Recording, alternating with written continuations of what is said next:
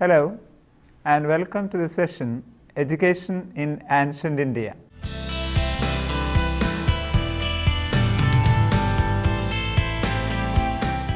History of Indian education. Indian education has a very rich history and it is also really interesting. One can trace the ancient Indian education to the 3rd century BC. During the ancient days, the sages and scholars rendered education orally, but after the coming up of letters, it took the form of writing. People used palm leaves and barks of trees to write information, and this helped for the spreading of literature. Even though there were no schools that time, temples and community centers often took the role of schools. It's the spread of Buddhism that made education available to everyone. The Buddhist monasteries led to the establishment of some world-famous educational institutions like Nalanda, Takshashila and Vikramshila. Nalanda flourished from the 5th to the 13th century AD and developed as university and also was famous for its excellence. This university had around 10,000 resident students from all over the world and teachers on its roll at one time. It was in the 11th century that the Muslims established elementary and secondary schools. They too formed few universities in cities like Delhi, Lucknow and Allahabad. Medieval period witnessed excellent interaction between Indian and Islamic traditions in all fields of knowledge like theology, religion, philosophy, painting, mathematics, medicine, astronomy, fine arts and architecture. Later, when the British came in India, as a part of the upcoming of European missionaries, English education came into being. Since then, Western education has made steady advances in the country. British men formed hundreds of universities and thousands of colleges affiliated to them almost in all disciplines. Thus, India could position itself as a country which provides quality higher education to its people and to the world in general. Introduction to ancient Indian education.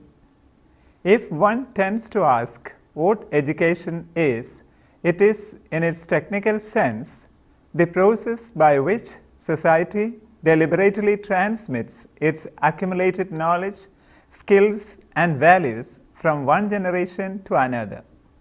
India has a rich tradition of learning and education right from the antiquity. Indian culture had a pride in knowledge, and so knowledge, intelligence and spirituality held very important places in India. The ideal of education has been very noble and high in ancient India. Its aim, according to Herbert Spencer, is the training for completeness of life. Numerology, grammar, music and fine arts, etc. had their origin in India. The Indians in the past made strenuous efforts to conduct experiments and research in the field of education and devised an original system of education. India even had some universities specialized in different areas of education. For example, Kashi University specialized in the area of Vyakarana Shastra, grammar. Alankara Shastra was the speciality of the University of Kashmir. Ujjaini University imparted knowledge in Nyaya Shastra, law. The science of law was taught in its pure form there. The science of Ayurveda was also developed in India. The ancient system of education was based on Shabda Pramana, that is, the word of mouth. The entire process of communication was oral. There was no timetable, no curricula or particular syllabus. The teaching learning process was entirely a heart-to-heart thing. ancient Indian education involved three basic processes. First one includes Sravana, stage of acquiring knowledge by listening. Second one is Manana, meaning pupils to think, analyze themselves about what they heard, assimilate the lessons taught by their teacher and make their own inferences. And the third one is Nidhyasana, meaning comprehension of truth and apply it into real life. Education was mostly based on Vedas. The period from 1500 BC to 600 BC is known as Vedic period. Vedic education included proper pronunciation and recitation of the Veda, the rules of sacrifice, grammar and derivation, composition, versification and meter, reasoning, including logic and the skills necessary for an occupation. Teaching Upanishads was also a part of education. Even though India can boast of a very rich traditional system of knowledge, including the Vedas, Puranas, Ayurveda, Yoga, Kautilya's Arthashastra, etc. The education was confined within a small section of Indian society. The medium being Sanskrit, masses remained away from the formal education.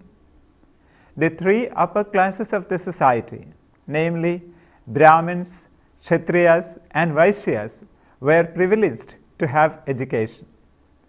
By the ceremony named Upanayana, the boys of these three classes are initiated to Vedic study. There are evidences of imparting formal education in ancient India under the Gurukula system, about which we are going to explain in detail later in the study. Two epic poems formed as part of the ancient Indian education, the Mahabharata and Ramayana, both attempting to explain the themes of human existence and concepts like dharma and karma. Module 2, Gurukula System of Education. Gurukula is the formal education system in ancient India. Studies show that even though learning and knowledge held a very prominent place in ancient Indian society, there were not much formal education systems to implement the study effectively. Still, Gurukula, a very important concept associated with the pursuit of knowledge in ancient India, proved to be a successful formal education system. A Gurukula was a place where a teacher lived with his family and trained the students in different subjects. The Gurukulas normally existed in forests away from the buzz of the towns and cities. Once one pupil got admission into the Gurukula, he is supposed to obey the teacher and to accompany wherever he goes. He has to do all the housework. By doing all this and obeying the orders of Guru, he had to gain Guru's trust and confidence. Then only Guru will start teaching advanced subjects. Life in a Gurukula was not so easy for the people. Students were supposed to keep rigorous discipline. They had to live in a very somber environment, practice celibacy, and strictly follow discipline and virtue. The Gurus did not collect any fee for the services they rendered, but the students had to pay a heavy price by foregoing all comforts and subordinating their wills to those of the Gurus. Even though a student lived in the house of the Guru is not supposed to give him food. The student had to go out and beg for food. Even for begging, there were rules and restrictions. He was not allowed to beg from certain people who are related to him or wicked or committed any mortal sins. He was not allowed to eat certain types of food and also to talk to women. Enjoyments like singing and dancing were a strict no to him. He had to show great respect to the members of Guru's family, even to the younger ones. Students were given holidays, such as the days marked as Ashtami, Chaturdashi, Amavasi, and Purnima.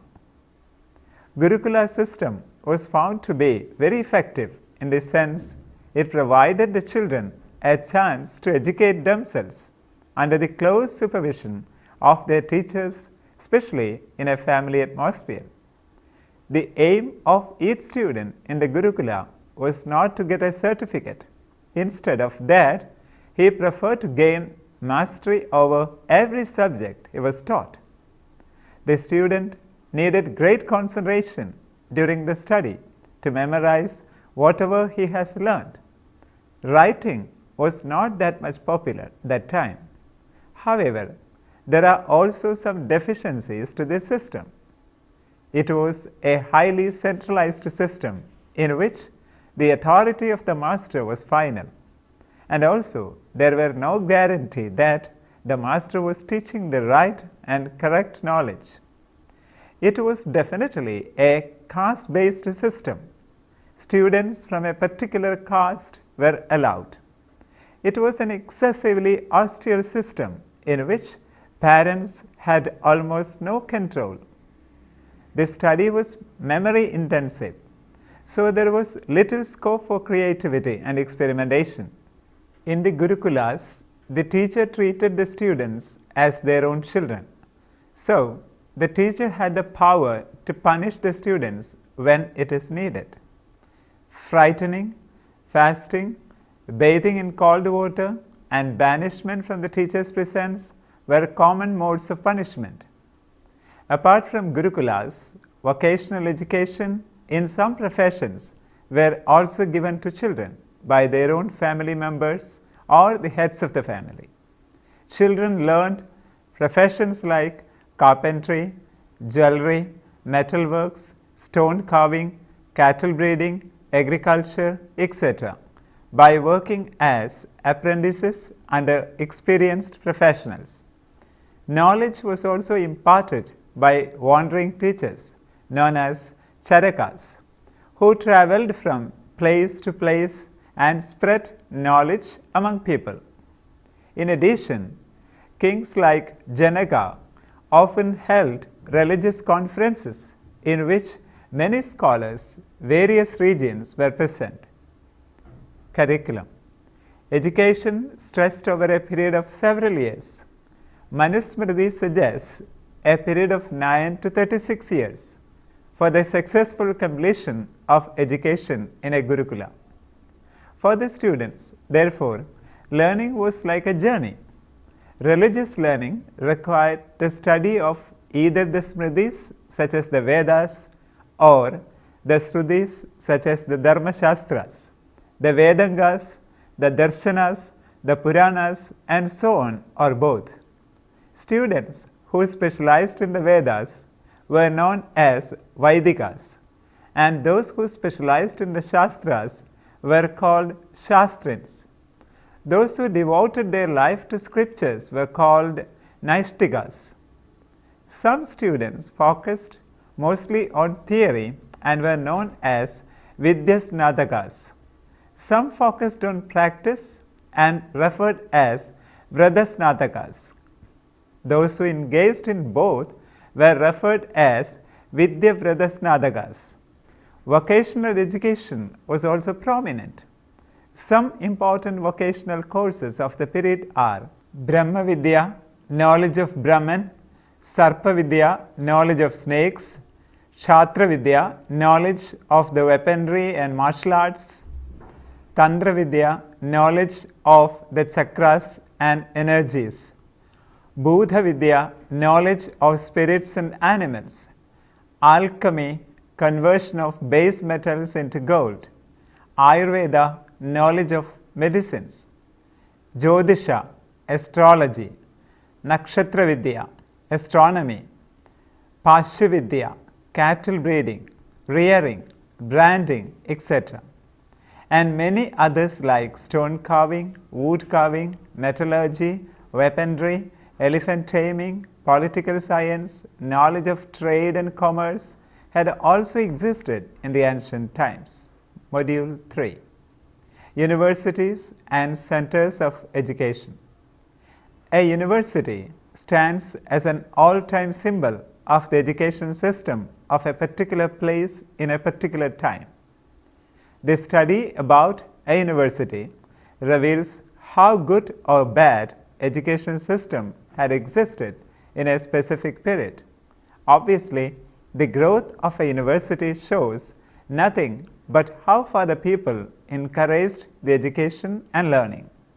Thus, we can understand the ancient Indian education by studying the history of some universities existed that time. The advent of Buddhism and Jainism brought fundamental changes in the field of education. Education has got a democratic character after the upcoming of Buddhism and Jainism. The first millennium and the few centuries preceding it witnessed the flourishing of higher education at Nalanda, Takshashila University, Ujjain and Vikramshila universities. Almost all subjects like art, architecture, painting, logic, grammar, philosophy, astronomy, literature, Buddhism, Hinduism, Arthashastra, law and medicine were taught in these universities. Each of the university specialized in a particular field of study. Takshashila focused on the study of medicine. University of Ujjain laid emphasis on astronomy. But Nalanda handled all branches of knowledge.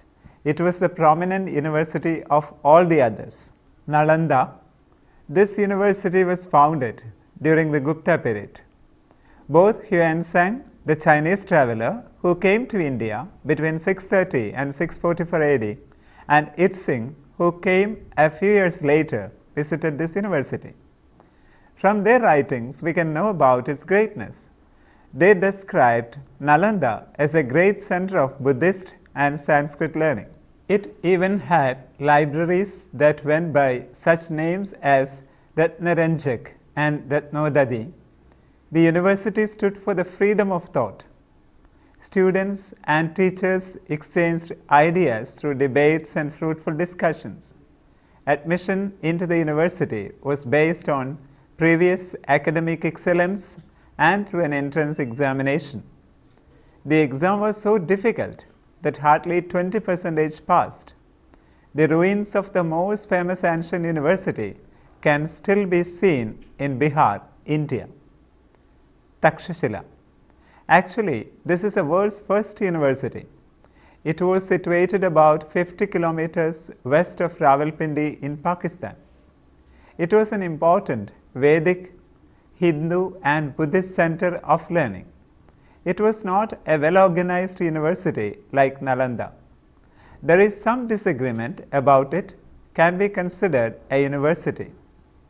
While some consider it to be an early university or center of higher education, others do not consider it a university in the modern sense. It was specialized in the study of medicine. Panini, the famous Sanskrit grammarian, Kautilya, Chanakya, and Charaka, the famous physician of ancient India, and Chandragupta Maurya were the products of this university. It gained its importance again during the reign of Kanishka. It was probably the earliest of the ancient seats of higher education. Takshashila is perhaps best known because of its association with Chanakya. The famous treatise Arthashastra, Sanskrit for the knowledge of economics, by Chanakya is said to have been composed in Takshashila itself. Vikramshila. This university belongs to the Pala period, that is, between 10th and 12th century AD. This was also a famous Buddhist learning center. This university was established by King Dharmapala. It was one of the largest Buddhist universities. Subjects like philosophy, grammar, metaphysics, and Indian logic were taught there. But the main focus of study was Tantrism. It produced eminent scholars in Buddhist learning, culture and religion. One of such scholars was Atisha Dipankara, who was the founder of Sharma traditions of Tibetan Buddhism. In the south, Kanchi was famous for its studies, while the Vallabhi University was no less. In short, India held a very good position in education and learning. The concept of zero, decimal, and Pythagoras theorem were all developed here only. Still, as India progressed from ancient to medieval, its education system deteriorated. Various factors contributed to the deterioration of this most efficient and most ancient system of the world. Module 4. Education of Women in Ancient India. A study on ancient Indian education won't be complete without mentioning about the female education in ancient India.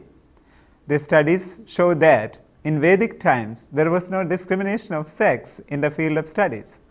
A particular mantra was prescribed to beget a learned daughter in Brihadaranyaka Upanishad. In the same Upanishad, we find Gargi and Maitreyi distinguishing themselves in Brahma Vidya, the highest knowledge. In the Grihya Sutras are found several mantras to be recited by women, and the commentary on Gobila Grihya Sutras states that the female folk should be taught, for without such studies they cannot perform Agnihotra sacrifice. Both Panini and Patanjali refer to women admitted to Vedic study. Thus, a woman student of the Katha school was called a Kati, and the Rigvedic Bahivricha school Bahivrichi. Female students were also admitted to the study of Mimamsa. There were Chatri, lady students, and Ubadhyayi, lady teachers. This trend of liberal female education declined in the period that followed. The right of women for initiation to Vedic studies by way of Upanayana seems to have receded slowly, though we find mention of learned women in the Ramayana and the Mahabharata. By the time of the Smritis, their education came to be limited to domestic and vocational studies only, which helped them to be good housewives. However, the study of the fine arts like dance, music, painting, and practice of innumerable crafts continued. Vatsyayana enumerates duties of a housewife, which included planting in her garden rows of trees, flower and fruit plants, and medicinal herbs, cooking, spinning, pounding, grinding, and all.